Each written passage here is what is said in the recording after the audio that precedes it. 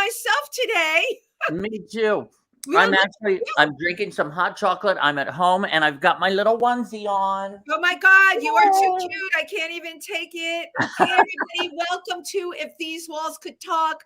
I'm Wendy Stuart. And I am Tym Moss. And we are broadcasting from our humble little homes today because you know what? With Omicron being out there in large numbers and so many people we know getting it, it makes sense just to be a little prudent. So we are missing PANGEA big time, but they are going to be open for New Year's Eve, which is really exciting. And Sydney Meyer is going to be performing New Year's Eve. Brilliant, right? Sydney Meyer's, a special 10:30 show. And prior to that at 8:30, you can come, you can get dinner. And I really want to reiterate, they are being so safe there. They have a new HVAC system, great air conditioning. You can freeze your tatas off in there. I will tell you that I have. Great airflow, spacing people out, and we all know there'll be spaced out people there as well, but because it's PANGEA, but they are really doing their part. So if you're looking for some place to go where you want to feel safe, and then of course you can keep your mask on, stop into PANGEA. Absolutely. Right? How is everything with your week going, Tym? Good. I had a wonderful Christmas. I stayed home since I went to friends for Thanksgiving. I usually cook like a big Thanksgiving and have a Friendsgiving. But since I went to friends this year, I didn't. So I thought, I think I'll cook for Christmas. So it took me like 3 days of prep and cooking, and I made a turkey and a ham and mac and cheese and stuffing, and I mean the whole bit. And then just friends came out throughout the day and just grabbed food, and we ate and laughed, and then they would leave and the next one would come and we'd eat and laugh, and it was a very joyous day. Tym, I so totally love that you did that. Ellen and I always used to do, like in the 80s, we call them orphans Thanksgiving. Yes, perfect. Don't do that anymore, but especially important this year. A lot of people couldn't get to family. Right. And a lot of friends are in pods. So you know what, everybody, please think about the people that are out there that are alone. Not only in this holiday season, going into the new year, we can all be doing our part to make things a lot better out there. So how was your week? My week was great. Let's see. My neighborhood is tented. We have a testing facility now on 79th and 3rd, one on 79th and 2nd. I actually went out to Pennsylvania and did a version of what you did.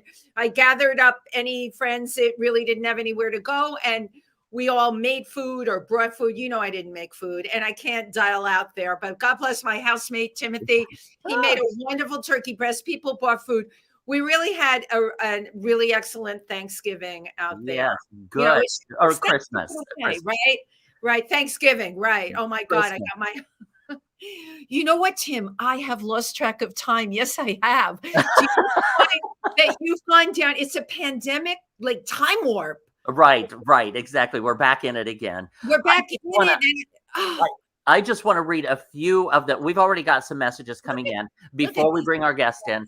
Evan Lawrence says, Happy Wednesday. Tori Guadagnino says, Happy Hump Day. Get that hump on. And our dear friend, Ricky Velez. I miss you, Rick. He says, I love your guys' hair today. Ricky hasn't been feeling too well, so we're sending you some love and healing energy there today. Sending you love. John Jigan Griffin Attil says, Happy 5th day of Christmas. Wear those golden rings. Love you both. And Emily says, thank you so much, Wendy and Tym. Yay. Oh my gosh. And let's thank all of you today. And I have to thank somebody special who's in our chat. If it weren't for Evan Lawrence, today's guest wouldn't be here, because I was lucky enough to go see Evan Lawrence perform in Cold Blooded with the brilliant Everett Quinton. And I have to tell you, this is the first theater I've been to probably in 2 years. It was at Playhouse on McDougal Street. The audience was completely masked. And we were told by the person who's coming on, you better keep those masks on. We don't want to be put the fear of God into us. But the thing that I really got about him was he was magical. This man just, he reeked of theater, okay? And I love this favorite quote that he has. Right. Build castles, Psychotics live in them. And we're going to ask him to explain what he means. I would like you all to welcome director, producer, writer, actor, photographer, videographer, and I'm sure there's a bunch of other things he does that I don't know about, Joe Battista. Yay! Hello, everybody. Hi. How are you? Good. How are you, Joe? Great, great. Happy to be here. You're looking great. Excited to talk to you both. Likewise. Well, we are so happy to have you on the show today. Welcome to If These Walls Could Talk. I know originally we were going to do this live from PANGEA, right? Yeah. But we're just all trying to be a little more careful and save it, to have a safe New Year's Eve, right? Absolutely. So, Joe, my God, your resume, it screams theater. Yes. How did you get so involved in this particular aspect of our industry? Well, I started at 14. I wanted to learn acting and directing, and I had a wonderful mother who, didn't want me to go and take lessons at a strip mall in some dancing school in New Jersey. Oh, yeah. As we know, and they're not bad, but it's just not the vibe and the education you need. Right. So I went to the American Academy of Dramatic Arts at 14. Wow. 14. Wow.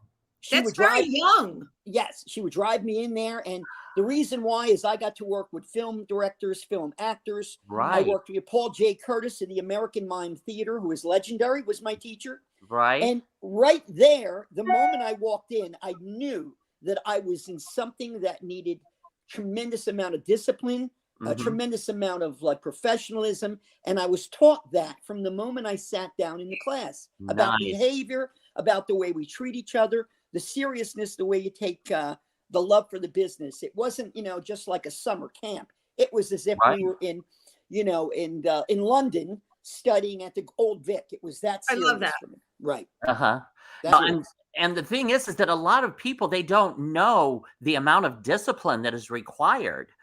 So many just I can do that. And no, you can't.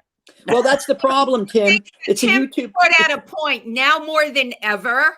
You can thank the internet for that and TikTok. Okay. Everyone's an influencer. Everyone's an actor. You look at these castings and they are casting people all over the place with no training. I know. So at least you got into the industry back in the day when, it was meat and potatoes. You really had to be able to perform and you really needed training. Absolutely. And that still stands true. The problem is a lot of them don't know it. I mean, it's, I hate to say this, but it's almost like everybody walks around feeling, let's be famous. I've got 1 million likes on Facebook. Yeah. I don't have to read a script. I never had to learn Shakespeare. And I just wanted to be treated like a star. And it's out there, we see that all the time. Absolutely. It's fame chasing without studying a craft. Absolutely. And I'll say this to you. My friends are still in the business in some, very reputable teaching places. And things have changed so much that you can't even hurt someone's feelings today. You can't tell an actor that they need to learn because they might get a lawyer. Exactly. Or for doing this wrong. Yeah, everybody has to get a trophy and feel like it's okay, And I do not come from that. Water is wet and a rock is hard. And there you go. Yes. That's it. It's that sucks what you just did, and we're going to change it right now. Absolutely. Absolutely. Right. But you brought up a really good point. I mean, I have a friend that is saying the reason it's like this now is because we all clapped. I go, what do you mean? She said our kids would lose in a relay race or something. We would clap for them and everybody would get a trophy. All right. You take and roll that into Instagram influencers, right? TikTok, which this drives me crazy. I get the 6 best TikTok videos a week. I just get them sent by email. And I'm horrified. I am absolutely horrified. We're talking, I don't care what generation you are. Garbage is garbage is garbage. There is some great stuff on TikTok, but unfortunately, mediocrity in a lot of these platforms. Absolutely. Absolutely.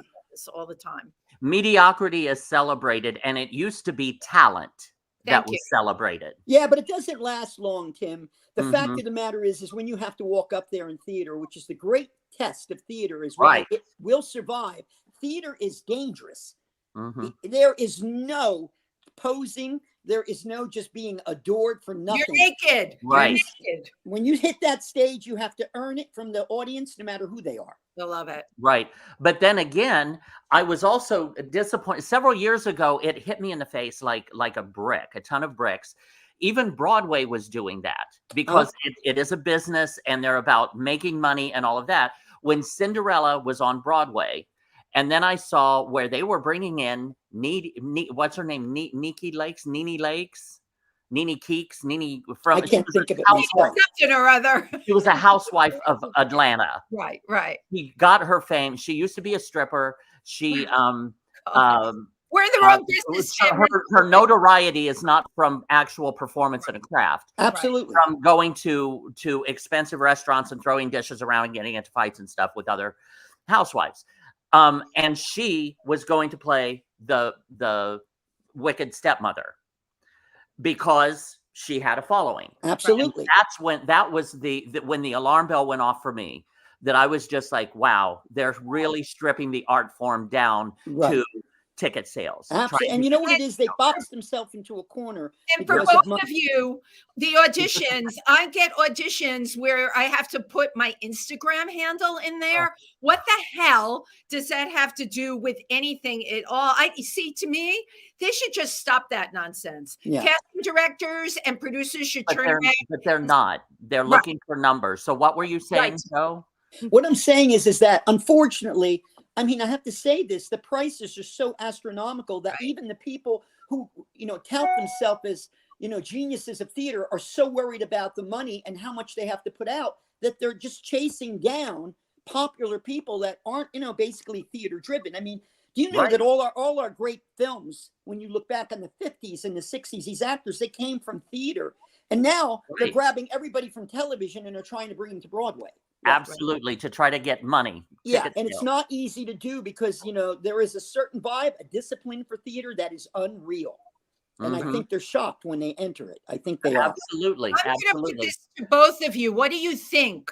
All right, because we're all really irritated by this.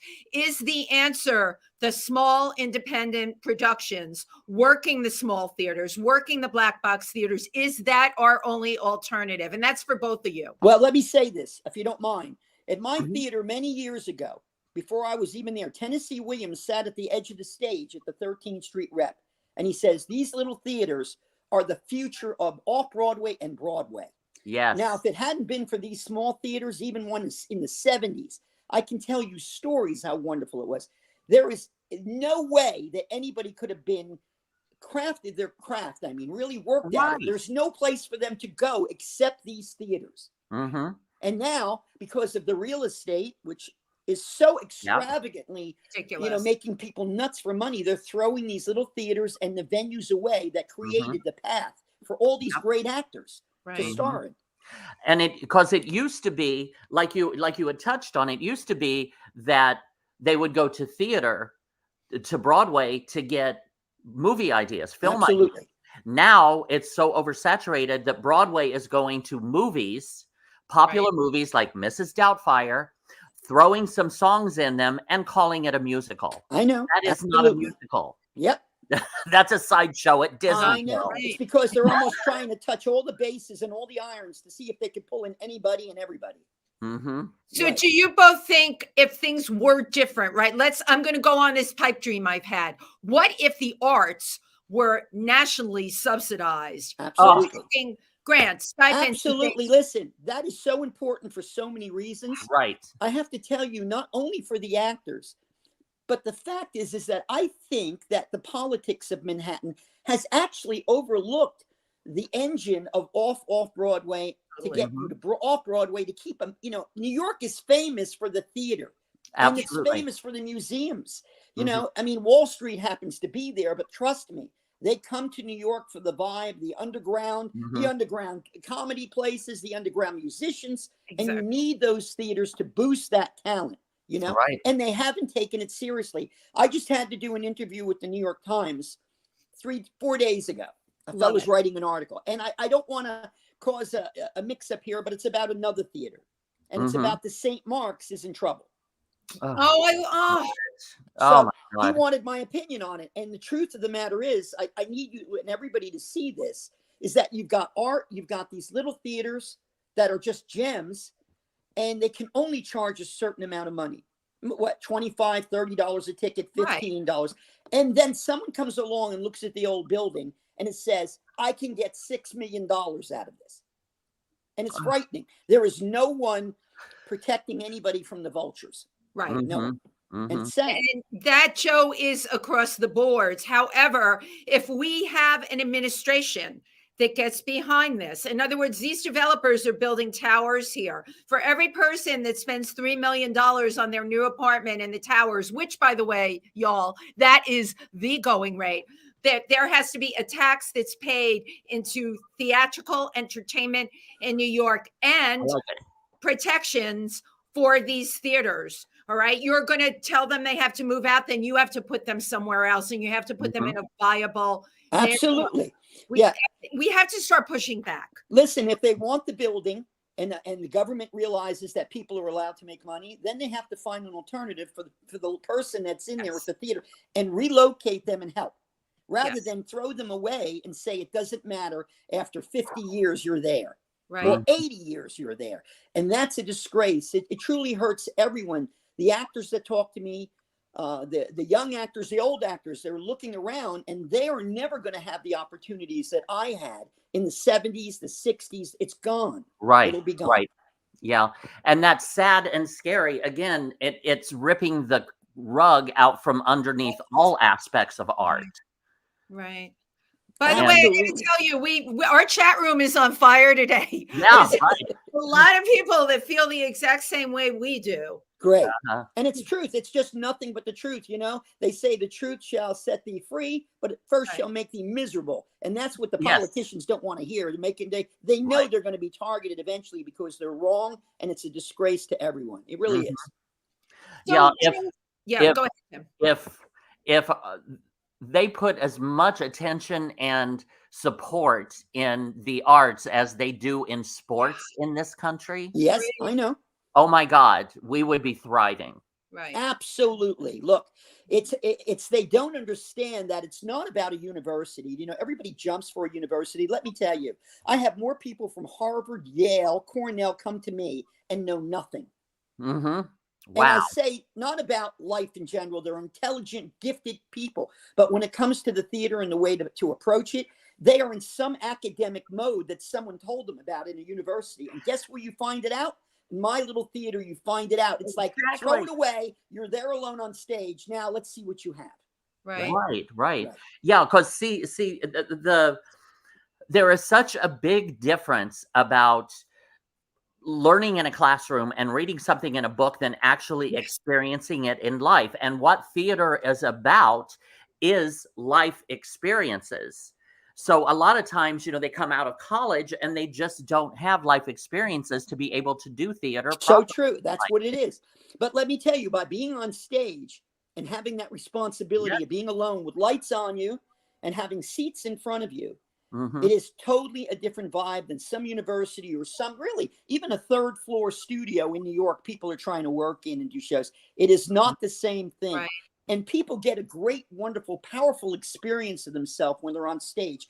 They actually, their lives change. I've seen people come in one way, and after being on a stage for like 10 performances or 12, and then rehearsing there and feeling the vibe and the audience, that changes them forever.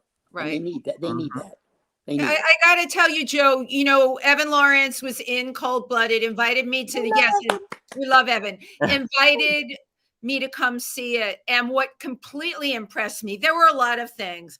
Tim, not only was it packed, you would not take that mask off for the fear of God that this guy over here was going to come and throttle you. Okay. You were like lifting it up, and they offered wine and cookies, complimentary. Everything was done. Goodies are important, Wendy. The audience feel how grateful to have us there. And then the production, my God, the level of work on that stage. And this was a reading, and I totally forgot that they even had I keep telling people I went to this play. It was a reading, and you had only done this one reading. I'm curious how you got your actors up and running to that degree. Okay, well, look, first it starts off with Joe Greenhouse, who wrote the script, which is great. He came to me about 1.5 years, maybe 2 years ago. He saw some of my work and loved it. And let me tell you, it took time. So I read it and digested it, and I started finding my actors. And let me tell you, I have to say, I am so grateful for everybody that I work with because, you know, they trust me. And when they say yes, it is the greatest compliment you can think about. It is the greatest. It is the ultimate high when you see talent. So when that happens, then I fire out my idea. They know who I am. They know they see the visions that I have in my head. It's a B movie, kind of meets Roger Corman. And then what I do is I did a few Zooms and I go to them separately and I target those characters. I set the vibe up in their head. I have to explain to them that it's absolutely about great actors who need work, who get material that in itself is great, but you have to pretend that maybe it isn't. So you have to, you have to transcend that and be a great actor that's trying to look like they're in black and white and being a little bit mediocre, but great. It's all that thrown in. It's all that. And I worked with them a little bit on Zoom, and then we only had 2 really maxed out rehearsals. Oh, it's amazing. And as I sit there, I target every single one, and I give everybody their time and space to just riff. And I let them go, and I just amp it up and amp it up and amp it up until it really doesn't seem like a reading. It's just like a full-blown play. And you need actors where they came from, all the theaters that I'm talking about, all the people in my show. They've been lucky enough to work in these small theaters, and they've worked with me. They've worked at the 13th, and they know what's expected of them. And that's why I'm happy to pick people that I've worked with before. And then every once in a while, I'll throw a hook out, and I'll get a bunch of people I don't know, and I start again. So that's the process. Tim, every actor, their characters that each one develop. You know how you go see a show and maybe you like one person more than the other? Right. I definitely couldn't do that in this show. Every single one. But I was just going to say, your process, that is the sign of a very good director, where you allow everybody to bring their own, but you work with each individual and perhaps let them know what you're seeing as well. Listen, absolutely. Everybody that I work with is a lead. There is no such thing as not a lead. If you're there with me and you're doing it and you're on stage, you're a lead, and people look at this big part, small part, it's childish. And when I sit with them, they're like their own universe. And every one of them has something special in their life, something crazy, a want, they have their ambitions, and I target that with them. And it's important for them to know that they have all the room in the world to fail. I tell them, you can't do anything wrong. Don't you understand it? You can't. It's impossible. All I want you to do is let go. And then if you throw too much out there, I'll reel it back in and we'll do it again. And a lot of people need that support. And, I hate to say it again, in these sort of factory mills of acting classes that I've heard about, it's not happening. That doesn't happen. Right. But I love what you said about like there's no wrong or you can't is because it's about Tim. It's about choice, right? Tim? Right, and it's also live theater, and in real life, shit happens. So even if you flub up a line or something, that could be your character that is just trying to fish for the right thought. Absolutely, Tim. What I tell them, Tim, is that they have to trust themselves. They know it. Right. And a lot of people, they try to be, respectful. They think, well, I have to be told what to do. Really, what it is just letting someone and looking at someone and seeing their magic and just letting it grow in front of them. Seeing their magic. Yeah, and everybody is special. A lot of people don't give people that opportunity. And it's not about finding out what's right. You just kind of find out what doesn't work right away, and everything sort of happens in the process of life. What is it with you, Joe, that lets you transcend ego? And I know Tim will be right in line with me with this. A lot of directors, you really are dealing with ego, and that magic that is inside the actor to just bring out doesn't happen. All right. Absolutely. What is it within you? Is it, the fact that you started out as an actor? What do you think it is? I'll tell you what it is. I went through a lot of frustration when I was younger, and everybody goes through it when they want to be an actor of neurotic approval seeking.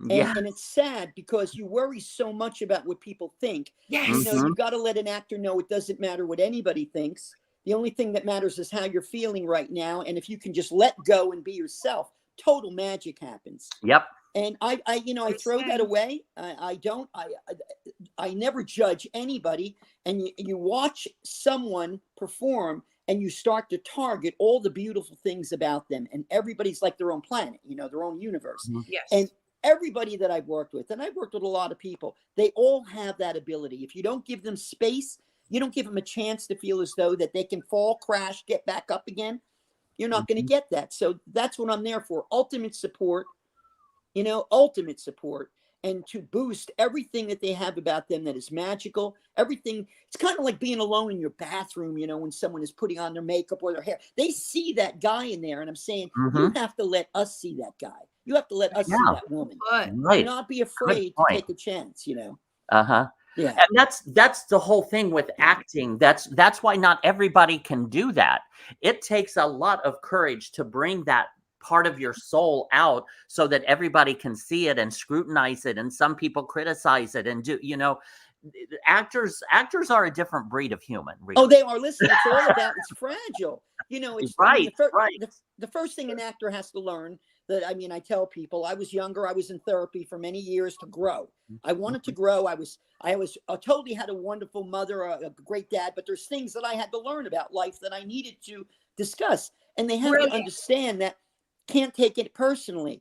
You've got to be an engineer and you've got to learn who you are. And, you know, and that's it. You know, you have to know what you've got and you've got to take it, put a magnifying glass on it and make that work rather than trying to compare yourself to someone else, you know. And it's important that the young people today, unfortunately, are looking at, like you said, Instagram and Facebook, and they're looking at somebody and they think that's it. It's sad. It's not it. Yeah, Insta fame. I wish I would have known you when I was younger. Oh my God.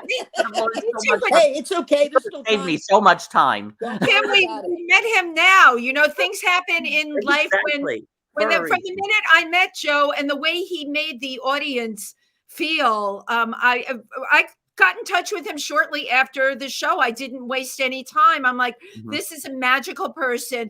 It's funny you brought up about therapy, okay? Because it was so obvious to me that you had peeled away every freaking layer. What Joe Battista was out there raw, and this is what you're getting. Tim works on that, and I work on that. And let me tell you, it is not everybody's cup of tea.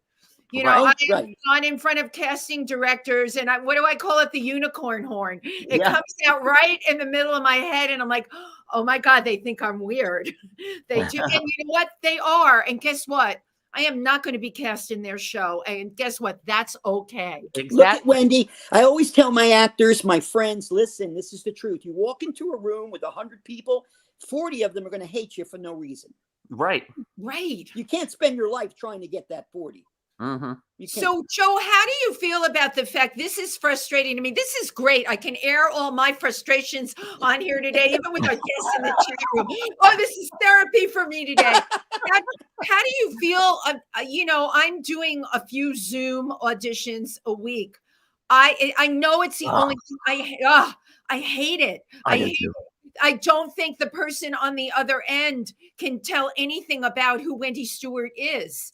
And I don't know what to, I mean, I can give it 100%, but it is not the same as walking into a room and that vibe and that click that happens. Right. How do you deal with that, Joe?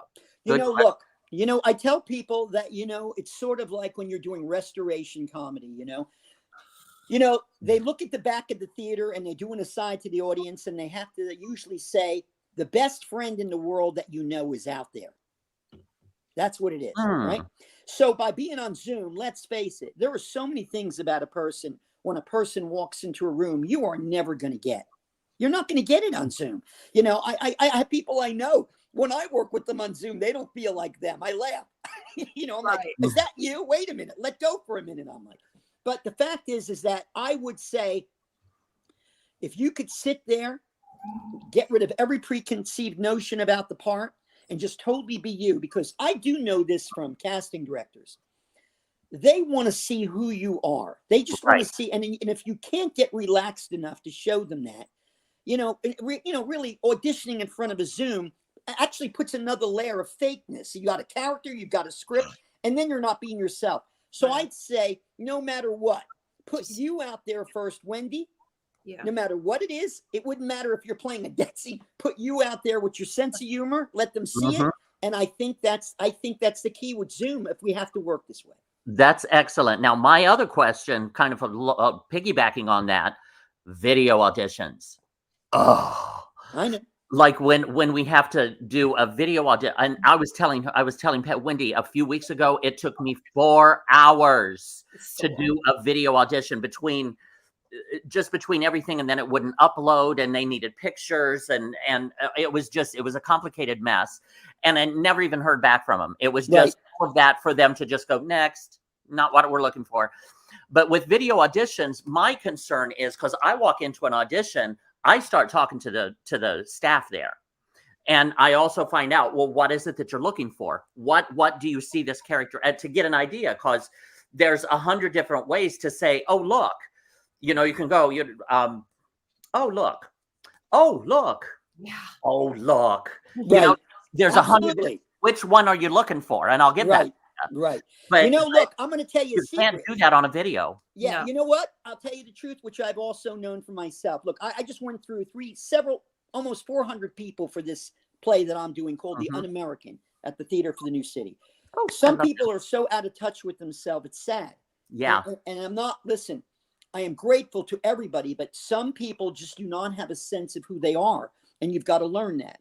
And I know that casting directors, they might have a script with a character in it. They don't know what they want. They don't know.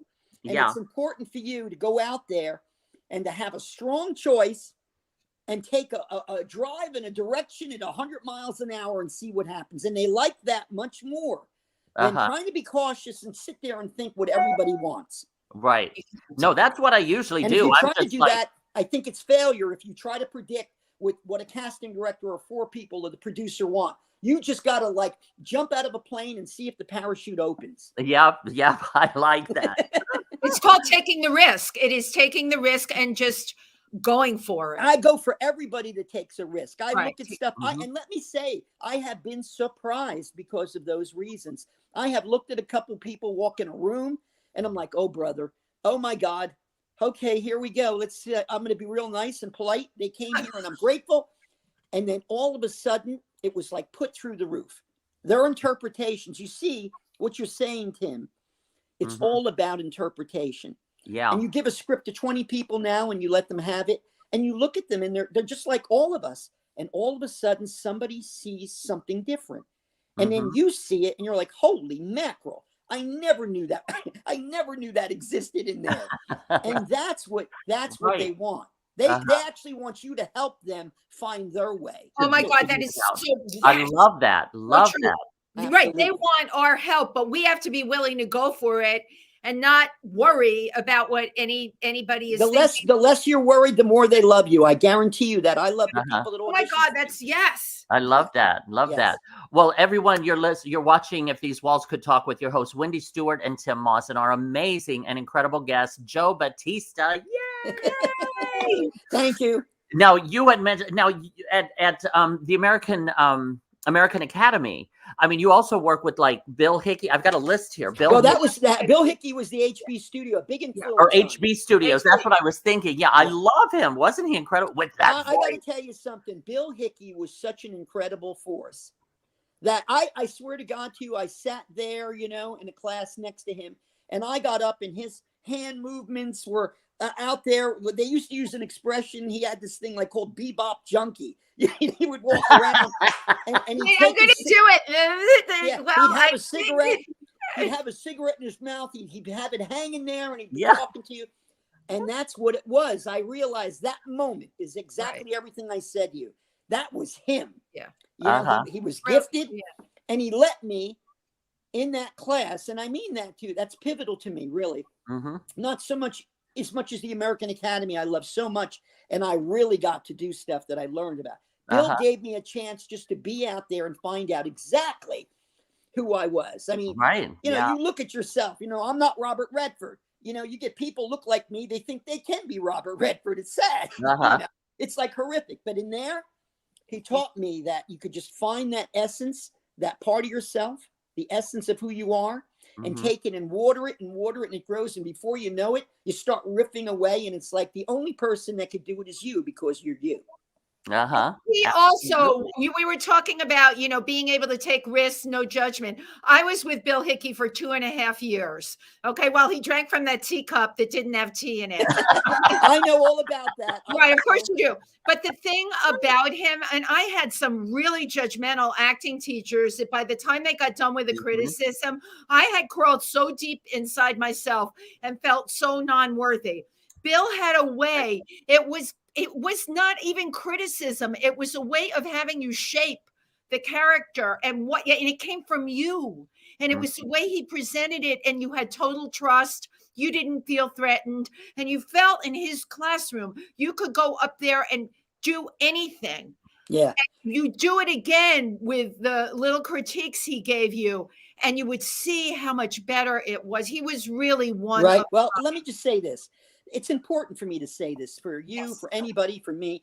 Jill O'Hara is a great actress. She was part owner of the theater. She was the owner. I mean, she Promises, the original cast, The Hair, George M. Cohan were great friends. She's the most wonderful person in the world. And we talk about this. And I'm going to tell you something. What you're saying is every actor that goes into a school, every actor that auditions, they have to be treated with respect. I don't want to hear about an acting teacher in a bad mood that puts down somebody. It never happens with me when I direct. It never could happen. And it's inexcusable that somebody that's frail, that wants to put themselves out there, that someone will target and tear them apart in any way at all. They have to be nurtured. You can tell them the truth and say, listen, I think you should come back in a year. I think you need to do this. I think you need to do that. And I think you have the chance. But nobody never, it's kind of like the expression was, call them on their stuff. Call them out on it. Yeah. And it's unnecessary. So if that happens, I think every actor in the world should realize that's the key, that you don't need even your acting teacher's approval. You don't need that. You need just to find the truth in it and go for it and just trust that. And if they don't want it, you leave. That's what you should do. Yeah. Absolutely. And it's just hardcore, but I believe in that. I believe in supporting people with their dreams.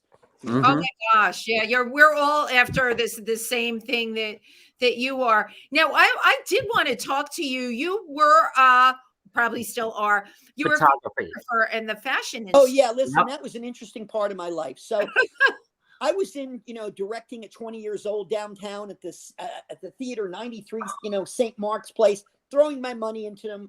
I rented the Village Gate with Art Lugoff. Wow. Oh my God. And let me just say that I got to a point into such a frenzy, like all of us do, that I had to grow up as a person, and I wasn't grown up as a person. I just took things seriously. I took them to heart. I took them personally, and I wanted to back off from it, and I left. So when I was younger, I had studied at the New York Institute of Photography. Again, very young. I was 16.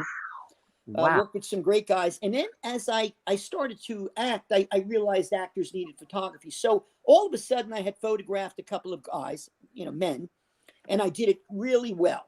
So they called me in at Elite. They called me in at Legends. And I started working with their models. And I started to work with Ford. And what they found out about me, it wasn't just normal, what they would call testing or building a book. I was able to take everything I learned from acting. And this is really interesting. For directing. In that world, when someone beautiful walks through the door, they practically genuflex when they see them. And it's not about auditioning. It's not about talent or a singing voice. I found it strange. And I realized that, and these people were wonderful, from Princeton, from Harvard, from Yale. I mean, Olivia Newton-John's boyfriend, I had photographed Matt Latanzi, Morgan Fairchild's boyfriend, Hans Hinterseer, a world champion skier. I have Miss Universe. I'm meeting, and they didn't have acting skills, and they actually were good looking, and they did not know how to be themselves. And that's what I did. I started to work with them and build books for them. And I would actually be like a one-on-one director for hours at a time, 8, 10, 12 hours. Wow. And get them to be who they are. So in front of that camera, they look like they were legends already. And that's what they liked. And that's what I did. I would do that for Ford, Elite, Zoli, Wilhelmina, Click, legend, Sue Oh Charney. my I went to Studio God. 54, you know, the underground. It was nice. I would be on the list. They would pull back the rope and I'd walk ahead of 500 people going to the theater.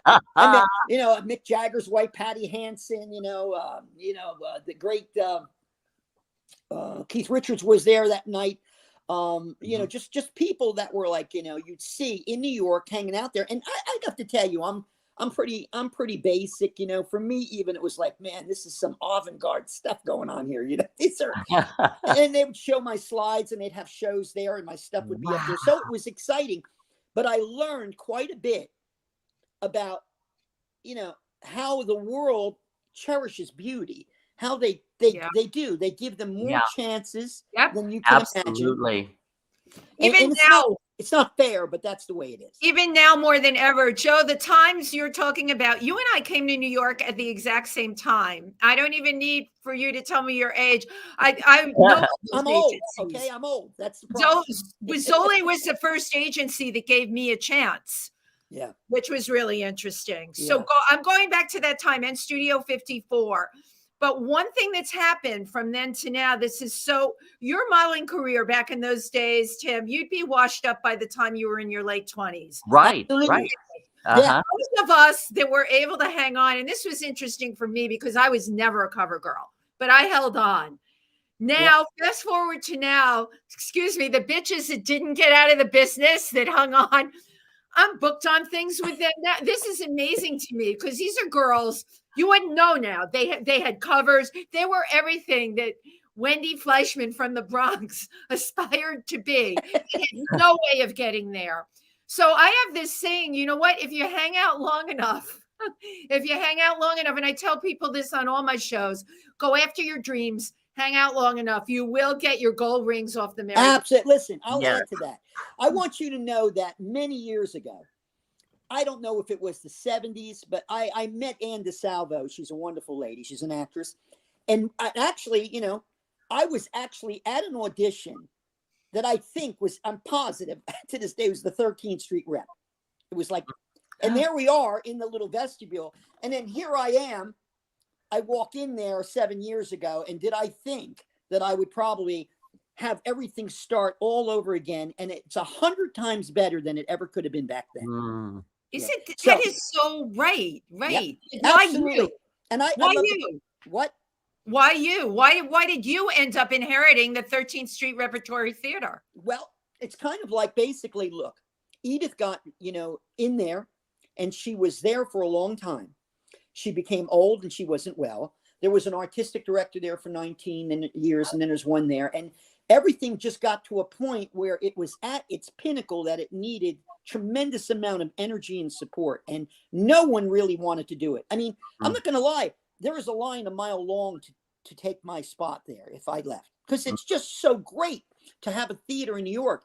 But I have to tell you, and I'm not ashamed, I have an energy in me, a biological rhythm that I have been told is formidable, And I didn't know, it wasn't just the theater, I want you to know. It was people upstairs, and I'll be as kind as I can, that Edith let stay there, who decided they were never going to leave. Ever. Oh, God, yeah. And I had to have that. Deadwood. Well, that's putting a nice, unreal. And they wouldn't, and they found out about the tenants' laws. And I had to maneuver them and work with them and befriend them and become friends with them. They're human beings, and work around that and support the theater and the electric and the oil and the insurance and cast, and then rent the theater out when I wasn't doing it. And when my moments were there, I would take it over and then be totally creative and throw the kitchen sink at it and then start it all over again. And that kept it going. And because of problems, which I can't, it's just too long, I was able to rent the theater for the amount of money that it really deserved. Wow. Good.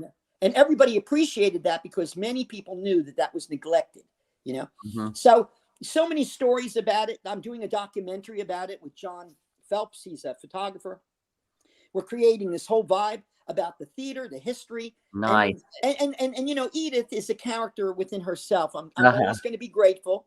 I'm grateful to Jenny O'Hara, also because she was the one in California. She's an actress in film. She does a lot of TV, and she was on King of Queens for 8 years, and she was in the movie Devil. She's got tons of stuff. They trusted me and left me alone. Fabulous. And it became my theater night and day. My phone was on all the time. I had all the phone calls routed to me, and I handled it like an admiral, on a ship, that no matter what happened, I had to take care of everything, from people threatening to beat me up because I wouldn't let them upstairs to see Edith, because she had her privacy. And they loved Edith, and they kept bullying me. I want to see Edith. I says, well, no one wants you to see her, and the family speaks first. I mean, I am telling you, a fire department fines and things like this, it just never stopped, guys. That's New York. That's Joe, listening to you talk, I can tell, and you've done a ton of stuff. You've directed a ton of theater. I know that 13th Street Repertory was your baby. Absolutely. Yeah. And just like you were saying, like between the fire department and the this and the oil, and you've got the electric, and you've got this, and then you've got that, and you've got people bitching and complaining, and this one coming at you from here and there. And you have to go through all of that just so you can create. Absolutely. And the people. That is New York. Oh, yes. And the people saw it. It's people so that worked with me exhausting. saw it. My actors saw it. Everybody saw it go on, and I engineered it. And, I did it. It was a delicate balance, and I'll tell you right now, Jill O'Hara has given me the 13th Street Repertory Theater Company forever. It's mine. I've got the legacy. We're on Wikipedia. I'm probably be on it myself shortly, but I'm in there, and it talks about it. And I can take that, and when I do a production, it'll be under that, under that auspices, because, it's just a building. Right. And it's important to keep it going forever. So hear you. Yes. Right. Yeah. Yes. Absolutely. Hear you. So I'm curious, with so much of what you have going on, we had the world ripped out from under us March 12th, 2020, crashing halt. There was that website on Facebook. I was a New York actor and now left with a great big hole. It was something like that. I had to go on there often. That was therapy for me, because it was like nothing that any of us had ever planned for. What did you say to yourself, Joe, when that happened? And what was your game plan? Well, let me tell you, I was in the middle of a play. It was called the Jerry Duncan Show. It was extremely funny. We only got 1 week in, and all of a sudden it started coming down. It started getting darker and more information on the news. I mean, it was as if it was an alien had landed, like the Andromeda Strain, the film, and you're like, so the second week I called up the actors and I said, that's it. I care about you too much. I care about the audience, and we can't see it. It's like radioactivity. You can't smell it. You can't taste it. You can't see it. Right. And I just said, okay, it's going to be a month or two. We're going to revamp and do it. And then it didn't happen. And I personally have friends that just couldn't handle it anymore. And they left. I have people that got extremely depressed, I had people that that got sick and died that I know personally at the theater, upstairs from the theater, other actors, people I knew 50 years were wearing masks and died anyway. Yep. And I just said, you know what? I've got to stay alive. Yes. And if I stay alive, then everything keeps going. And my friends stay alive. We're going to be able to do this. We're going to be together again. And we're going to see if we can see through this. We have a lot of rules to pay attention to. Tremendous amount of rules. And it's like the discipline of theater kicks in then. Right. And that's when that all pays off. Because, sometimes you just don't get what you want, but you can wait for it to come around again. And no matter what happens, it always comes around again. Good stuff will come around again. Oh, I love that. You have to have the faith to hang in there so you can catch the golden ring again. Yeah. What would you say, what would you say was one of the biggest learning experiences from this? You want to know what the learning experience was? Is how dedicated am I really? Yeah. Wow. Yeah. Absolutely. I mean, look, it's so crazy. A lot of people would say, that's it. I'm going to get a job at Dunkin' Donuts and I'm never walking into a theater in New York again or be in front of an audience. And you don't. Because, good or bad, money or no money, this is who I am and I'll be doing this forever. And that's what they realized. And that's the test. Sadly, we're put to this test with this ugly thing, And it is. And it's the test. And that's what it is. And truly, it's a good thing. It should happen to you. You should test yourself. You should put a lot of responsibility on yourself, you know, so you can feel, do I really want this? And when it's all over and you've been through this horrific fire or bomb and you say yes, you kind of know who you are. That's the payoff. It's a good feeling. And you feel like you've walked through the fire. I've discussed this with Tim many times. I was so angry that I had decades into this business and I lost huge clients, everything. Friends I know that had jobs, they still collected their salaries. Yeah. I lost everything and I was pissed. You should be. So pissed, because pissed is good. Pissed allowed me to come up with 3 shows. I never live streamed in my life. Pissed allowed me to get out there and co-host on other people's shows. Pissed allowed me to go on Zoom and audition and get work that way. I now have so many different ways that I can work and feel like such joy at being able to do my thing. But I am still pissed. I am pissed that this happened. I still don't know what happened in Wuhan. That bothers me. You know, I don't totally believe in the bat in the marketplace, you know, but as Tim and I know, and you know, actors are also essential workers. And it is important that each one of us gets our stuff out there. Absolutely. The night I came to see Cold Blooded, that was the first thing in terms of theatrical I had been to. And then you made that speech that you talked about today about losing friends and how it affected you. And I sat there and I cried. I almost cried again today because that's the reality. But what you're saying, Joe, is you got to, as a performer, as a director, as someone in the arts, no matter what, you have got to dust yourself off and get out there again and do what it is that you do. Tim, that's what we do. Much joy to people with his performing, and he has performed throughout the entire thing. We're not going to we're not going to let this stop us. That's absolutely. Look, you can't. You know, you have to realize the only thing that happens is that if you give up, and I mean, I don't want to get too deep in this. There are people, you know, as we know, that can't handle it. They commit suicide. And I get that too. The emotional aspect, I totally get that. Yeah. But the only way you win is by cheating all of that. Right. You understand? I mean, you have to cheat it all, cheat life, live as long as you can, you know, and keep cheating all the things and do not form a belief about it all. You have to realize is that you work through it like a little bit at a time, what's in front of you. If you ever looked at if we ever looked at everything we have before us, all the shows that I've got or all the things that I got to do, I might not get out of bed. Yeah, right. Wow. So I just take one and you put it in front of you and it works out and it works out and it builds confidence in yourself. You know, when you see yourself get through a horrific experience, you have to say, I didn't know that about me.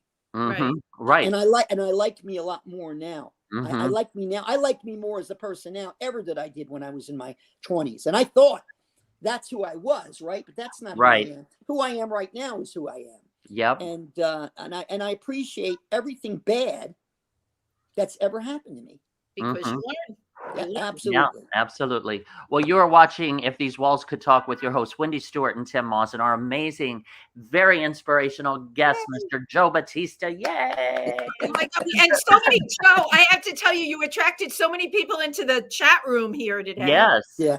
Listen, I do have to say this. I mean, it's important that I say this because this is who I am too. You are so wonderful. Your energy, you know, is so beautiful and so real. You understand that? And there are so many people with attitudes and negatives and they sit there. But I think what you are is a real plus to everybody in this business and humanity. It's like if I had a little bottle, I would carry you around and just take a sip all day long. Right.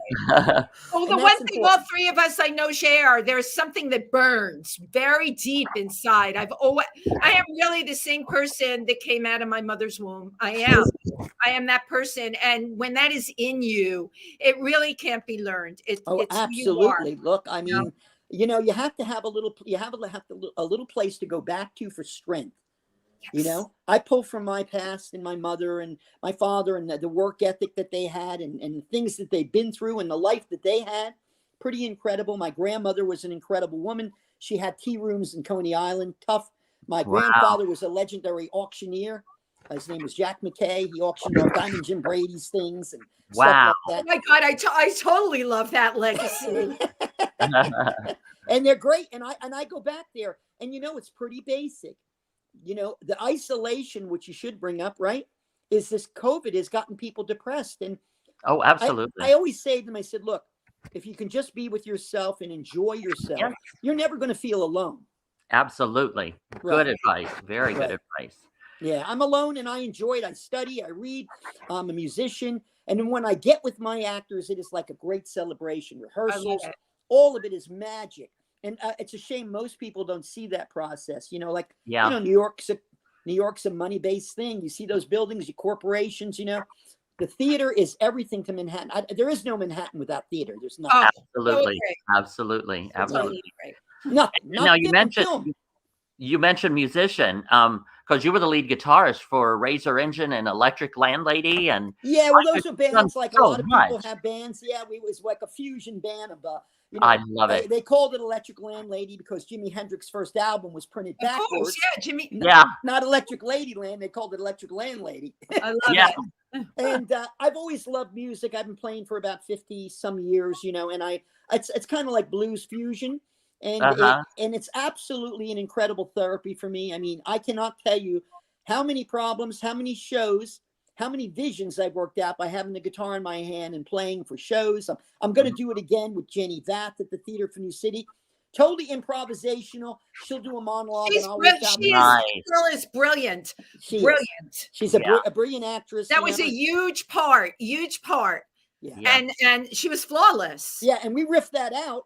And actually, one night, and then we rehearsed it twice. And just as you said before, Wendy, she's so gifted as an actress, Jenny. And then here I am bringing in something. It is foreign, the way I wanted to do it. I said, look, this is like a blues riff, and you're going to be like a Depression era singer, and we're going to sit there. And she's looking at me with this wonderful mind, like, what is Joe talking about? And then the moment I started to riff, and the moment she got the message, she just saw it so clearly, and we just created it from zero, absolute zero, no charts, no music. We just riffed it out. And that's what I enjoy doing. I love that. Now, I also see you've been involved in over 100 plays and musicals. It's really a lot more than that, but I'm sure. Yeah. Recently, Milkman's sister, Before We're Gone, and Women Behind Bars, which starred Amy Stiller. She was wonderful. Amy is Ben Stiller's sister. The daughter of Jerry Stiller and Ann Mira, and Ben Stiller's sister. Absolutely. She was wonderful, great to work with. And again, really just played part of the team. I had contacted her through, actually, I think it was a Pat McCorkle in New York. I had been auditioning for some other show there. And I just riffed it out on the phone. I explained to her what it was. She remembered it. She read it. She called me back. And then the moment she came there, she just hit it like gangbusters. Yeah. And a bunch, and all the cast, I feel as though that everybody I work with, no matter when, how long ago, is always my friend, everyone. I can't imagine anybody not being a friend with you. We have some really great, Wendy can't see the comments about classes. Apollo Cabrera, a great guest. Wendy and Tim. Evan Lawrence. Joe is a world-class guitarist. Hello, Sue Stutman. Ricky Velez. Emily, who's checking in from France. I love Ara Rose. It's one of her favorite people. Teresa Sabin she asked earlier, what about like people, auditioning on Zoom that emotionally can't connect? I think that is a good question. Mm-hmm. What is your advice to them? I got to tell you something. That is a gift. It's something you have to learn. You realize that. Look, I would say this. This is the psychology I use. If you're worried about it, then you have to tell yourself it's the only avenue I have anymore. Right. A lot of people are still holding on to showing up in person and wanting to audition. But if I said to you right now that that's over forever. Right. Yeah. You work with it, and you're going to have to put the metal to the pedal, and you are just going to have to be as honest. And I would sit there and I would look at myself in a mirror, and I would just try to be as honest. And people have a problem. They think in order to be special that they have to be interesting, and that's not the truth. In order to be interesting, they have to be them. Them. My God. And if they want to work on anything, they have to be alone with that. I mean, really, talk about their life, talk about things that are good, things that are bad. And the moment you see that, I'm in love with them when I see who they are. Right. Mm-hmm. Right. Oh God, Joe, I have had the best time talking to you. Oh my God, you're incredible. Thank you. Now, how can people find out more about you? Well, you know what? I'm on Facebook. I have an Instagram. There's still the 13th Street Repertory Theater, the site on Facebook I have, which is on that. You know, a theater for the new city. I'm doing a great play about Arthur Miller, Ali Kazan, and Marilyn Monroe. Love it. And it's about the House of Un-American Activity, right? From those times. Yeah. So it's not just Mr. Miller sitting there being interrogated. What I've done is I've worked with Claude Solnick, the writer, and I've created this. See, I have to tell you, I'm lucky. Somebody gives a director a script and they think that's what they're going to do. With me, I don't do anything unless I can have my footprint on it and I get a chance to riff it to death. Right, to death. So what I'm allowed to do is tear the script apart, and I've created a fantasy where Mr. Miller sits down to be interrogated, but Marilyn Monroe walks across in a bathrobe. And then Aaliyah Kazan starts to get up and direct the play. And then there's the friction. There's the friction about what happened, about the hearings, right? And then it's a little bit like Masterpiece Theater, where the producer comes out and talks to the audience and we explain what's happening. So that's one. And that's going to be there February 24th. When can we expect that? And that'll be February 24th. That goes off. And that's at the Theater for the New City, right? In the community theater. Great cast. 24th. And also I'm doing one called Larry and Lucy after that, about an Uber driver that was a graffiti artist. He's 60, by Larry Fleischman. And a young girl. That's my maiden name. Oh my God. And Chelsea Grace, who's in Scotland. She's coming over from Scotland to play it, where she's a heroin addicted, runaway. And he drives her around. That's going to be very cool. It's only about 3 people in that show, written by the great Peter Welch. And then I get cold-blooded in November with my great cast to do it at the Chino, which will be semi sort of like cabaret, semi-film, semi-B-movie. And that'll be November 7th to the 27th there at the Theater of New City, in that theater. And Crystal Field is a dynamo. And I have to say this, I find it funny for me. I'm directing Kazan here, and I'm directing Monroe. When Crystal Field was younger, she was in Splendor in the Grass with Kazan. Wow. And Warren Beatty and I just want to I love Crystal. Natalie Wood. Yeah. And so it's amazing that I'm doing this play there, because it's experimental and it will be free flowing and educational. And it will be revealing about them, and I'm not looking for mimics. It's the essence of who they are and the story about the hearing, the unfairness, just the way we're experiencing unfairness with what's going on with the virus, what's going on politically, what's unfair.